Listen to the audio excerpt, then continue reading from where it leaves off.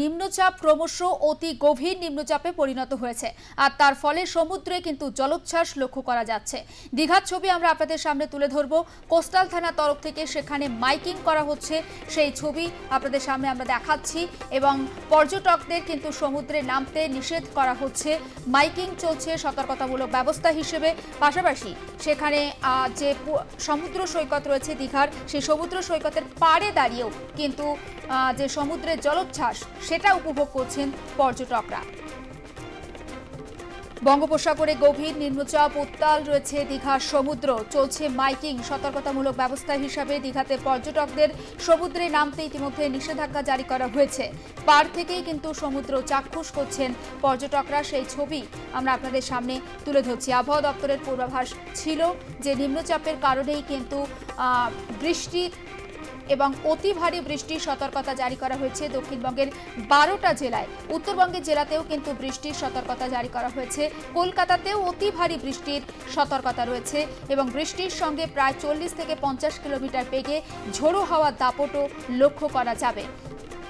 বিশ্বজিৎ পাল রয়েছেন টেলিফোন লাইনে। বিশ্বজিৎ, দীঘাতে আমরা দেখছি যে পর্যটকদের সমুদ্রে নামতে দেওয়া হচ্ছে না, জলোচ্ছ্বাসও নজরে এসেছে, কি আপডেট পাচ্ছি? একেবারে ঠিক। তোমাকে যেটা প্রথমেই বলার চেষ্টা করবো যে বঙ্গোপসাগরের উপকূলবর্তী এলাকায় গভীর নিম্নচাপের কারণেই কিন্তু জলোচ্ছ্বাস বেড়েছে এবং আমরা দেখেছি গত পরশুদিন যে অমাবস্যা ছিল সেই অমাবস্যার কারণেও কিন্তু জল বাড়ছে এবং তারপরে কিন্তু দীঘা কোস্টালের পক্ষ থেকে কিন্তু দাবি করা হয়েছে যে এই মুহূর্তে কিন্তু আপনারা সমুদ্রের থেকে অনেকটা দূরে থাকুন এবং সমুদ্রে কোনোভাবেই নামা যাবে না, জলোচ্ছ্বাস বাড়ছে এবং আগামীকালও সেই জলোচ্ছ্বাস কিন্তু আরো বাড়বে, এমনটাও কিন্তু বারবার করে মাইকে অ্যানাউন্স করা হচ্ছে। এবং আমরা যে ছবি দেখেছি এই যে শুধু দীঘা নয়, দীঘা, শঙ্করপুর, তাজপুর এবং সমস্তটা জায়গায় কিন্তু ইতিমধ্যে কিন্তু জল বেড়েছে এবং পর্যটকদের কিন্তু সমুদ্রের মধ্যে কিন্তু কাউকে নামতে দেওয়া হচ্ছে না এবং তার পাশাপাশি সকাল থেকে এবং মাইকিং করা হয়েছে, গতকাল রাতেও কিন্তু মাইকিং করে জানানো হয়েছে এবং আমরা এটাও দেখেছি যে জলোচ্ছ্বাসের কারণে কিন্তু পাড়ে জল চলে আসছে এবং বিভিন্ন জায়গায় সেই ছবি কিন্তু আমরা দেখতে পেয়েছি। এছাড়াও কিন্তু পুলিশ প্রশাসনের পক্ষ থেকে যে তৎপরতা দেখা গিয়েছে এবং শুধু তারা মাইকিং অ্যানাউন্স করেননি এবং যদি বন্যার পরিস্থিতি তৈরি হয় তাহলে কিন্তু সেভাবে ব্যবস্থা নেবে এবং অনেকেই যারা সমুদ্রের পাড়ে যে সমস্ত দোকানদাররা রয়েছেন তাদেরকেও বলেছেন যে দোকান বন্ধ রাখার জন্য এবং যাতে সমুদ্রের পাড়ে কোনো রকম ভিড় না জমে এবং সেটাও দেখতে বলেছেন।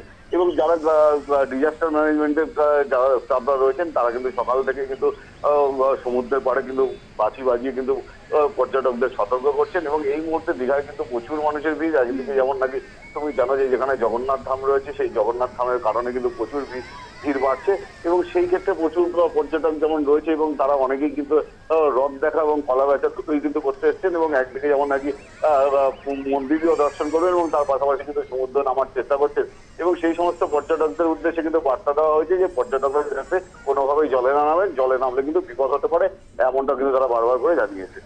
নজর থাক বিশ্বজিৎ, আপাতত ধন্যবাদ এবং সেই ছবিও আমরা দেখাচ্ছি দর্শকদের। দীঘাতে পর্যটকদের ভিড় রয়েছে কিন্তু মাইকিংও চলছে প্রশাসনের তরফে পর্যটকদের সতর্ক করার জন্য।